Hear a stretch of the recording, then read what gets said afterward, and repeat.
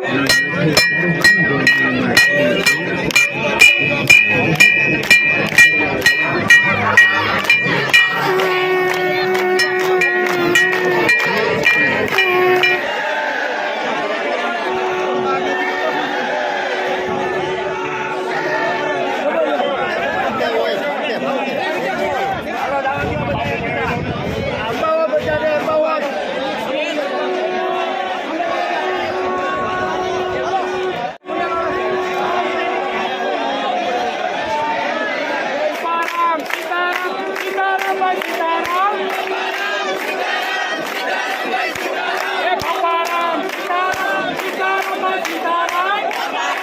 મારા ઘરના બચ્ચે એમ નહોતા, ડોક્ટર મને એમ કીધું હતું આને હવે તમે સાથે ઓઢાડી દો, પણ હું એક શંકરગીરી બાપુને માનતો હતો, એના હિસાબે દવાખાને લઈ ગયો અને બાપુએ કીધું તું ભાવનગર લઈ જા. રસ્તામાં મારી યાર એમ્બ્યુલન્સમાં બધા ભાઈબંધો હતા, એને કીધું પાછી વલ્લામાં કઈ છે નહીં, મરી ગઈ છે. મેં તો ભલે મરી ગયો, મારા બાપે કીધું એક દવાખાને લઈ જા. એટલે પૂજ્ય સંત શ્રી શંકરગીરી બાપુ અમારા ગારિયાધારની અંદર આજુબાજુના તાલુકા લેવલે ભાવનગર જિલ્લાની અંદર આવો સંત અત્યાર સુધીમાં હું તો બહુ ફર્યો છું, બધી સંતવાણી આરાધક સૌ, પણ આવા સંતના દર્શન હજી ક્યાંય થયા નથી. સવારથી અમે બાપાના સાનિધ્યમાં બેઠા હતા, તો સવારથી દર્શનાર્થીઓની જે લાયન હતી, તો આપણને એમ લાગે કે જે બજરંગદાસ બાપા વખતની જે વિદાય એ વખતની જે દર્શનાર્થીઓની લાયન હતી તેના કરતાં પણ સંખ્યા વધારે હતી એવું અમને. આ બાપુએ લખેલી, એમના હાથે લખેલી આ વસિયત છે જે અત્યારે હું અહીંયા વાંચું છું. આથી કરીને મારી નમ્ર વિનંતી છે કે ગારિયાધારમાં ગમે ત્યારે મારા શરીરનો લય થઈ જાય તો વાલમ ધૂન મંડળના સભ્યો મારા શરીરને અગ્નિ સંસ્કાર આપજો અને કોઈ પ્રકારનું કુલ સમાધિ બનાવવી નહીં. આ મારી પોતાની અંતર આત્માની ઈચ્છા છે. લિખિતન સાધુ શંકરગીરી અમરગીરી આ બાપુનો પોતાનું લખેલા શબ્દ છે. નમસ્કાર મિત્રો, આજ રોજ ગારિયાધારની અંદર મહાન સંત એવા શંકરગીરી બાપુ રાત્રિના 3:30 કલાકે આપણી વચ્ચેથી વિદાય લઈ ચૂક્યા છે. તો આજે તેમની અંતિમ યાત્રા ગારિયાધારથી પશ્ચિગામ જશે અને ત્યાંથી પરત ગારિયાધાર આવશે અને ગારિયાધારની મુખ્ય માર્ગો પર થઈ અને વાલમપીર બાપાની જગ્યાએ જશે, ત્યાંથી પીઠભંજન મહાદેવે જશે અને ત્યાંથી 5 ટોપરા રોડ ઉપર મુક્તિધામ આવેલ ત્યાં તેમને અગ્નિ સંસ્કાર આપવામાં આવશે. તો મિત્રો, વિડીયોમાં જોડાયેલા રહેજો, જેથી તમને એક મહાન સંત એવા શંકરગીરી બાપુની અંતિમ સંસ્કાર વિધિ સંપૂર્ણ નિહાળવા મળે.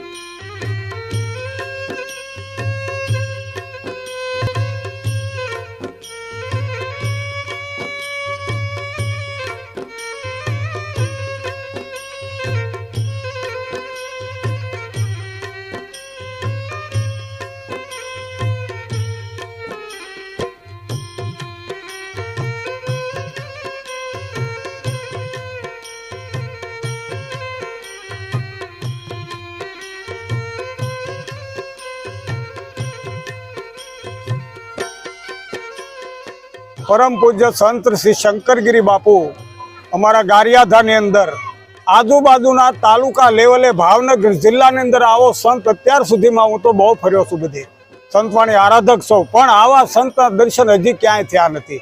એવા અમારા પૂજ્ય શંકરગીરી બાપુ કોઈ ગરીબ માણસ હોય, કોઈ દુઃખી હોય, કોઈ ભૂખ્યો હોય અને શિયાળાની સિઝનમાં ધાબળાની વિતરણ, અન્નક્ષેત્ર, પોતે તો ખાલી તાપડાની ઉપર જ બેસતા હતા બાપુ. કોઈ એક આશ્રમ આયા બનેલું પણ એમાંય ક્યારેય ગયા નથી. પોતાનું આસન બાપુએ છોડ્યું નથી ક્યારે. આવા પરમહિત સંસ્કારી એક મહાપુરુષ અમારા ગારિયાધારથી વિદાય લઈ અને કોઈ મહાપુરુષનો ખોરે. અમે તો અત્યાર સુધી એવું માનતા હતા કે વાલમપીર બાપા જ છે અને એવા ભાવથી અમે અત્યાર સુધી બાપુની સાથે રહ્યા.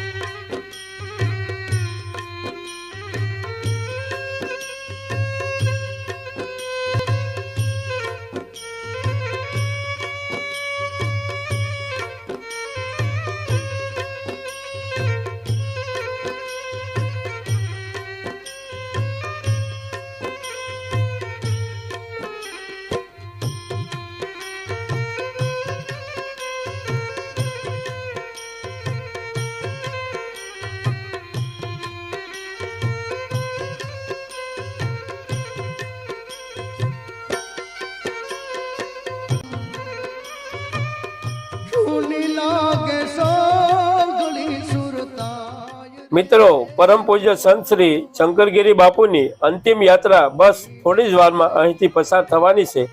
તો મીઠાકુવા વિસ્તારના નવરાત્રી નવરંગ મંડળ દ્વારા અંતિમ યાત્રામાં જોડાયેલ બધા જ વડીલો, બહેનો, માતાઓ, યુવાનો માટે આ ગરમીમાં ઠંડક મળે તે માટે ઠંડા શરબતની વ્યવસ્થા કરવામાં આવી છે. ગામના મોટી બહુ ખોટ ગઈ છે. અહીંયાના સંત મહાત્મા શંકરગીરી બાપુ દેવલોક પામે છે, તો એની અંતિમ યાત્રા અહીંથી નીકળવાની છે. તો જે યાત્રામાં જોડાયેલ માણસો, સ્વયંસેવકો, એના માટે અહીંયા અમે ઠંડુ શરબતનું આયોજન રાખેલ છે. બાપુની શંકરગીરી બાપુની શંકરગીરી બાપુની નોંધારા મેલીને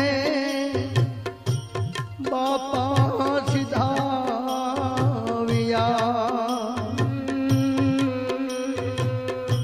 એ પીર મારા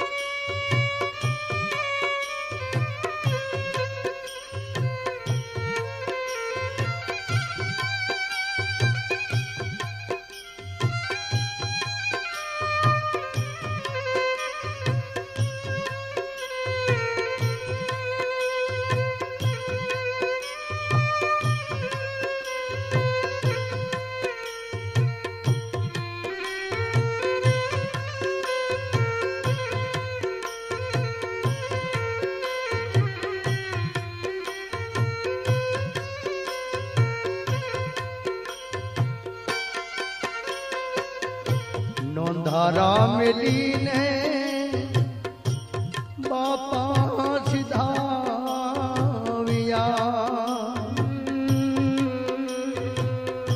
એ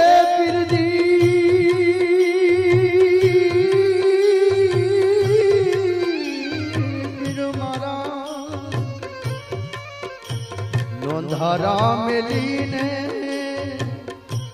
બાપા સિધા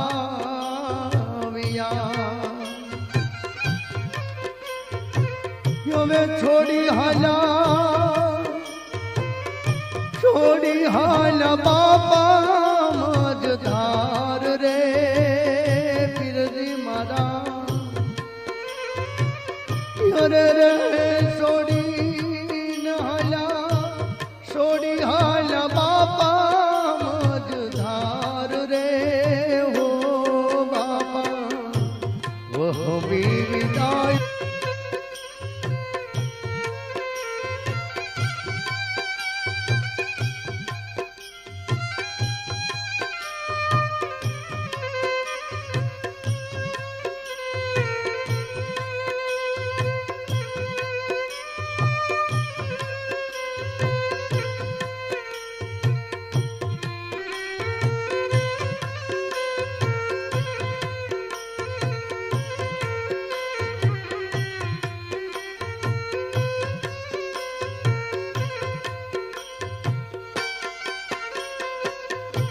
નોંધારા મેલીને બાપા સિધાવ્યા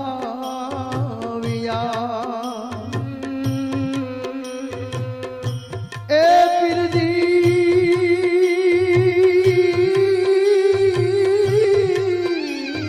પીર મારા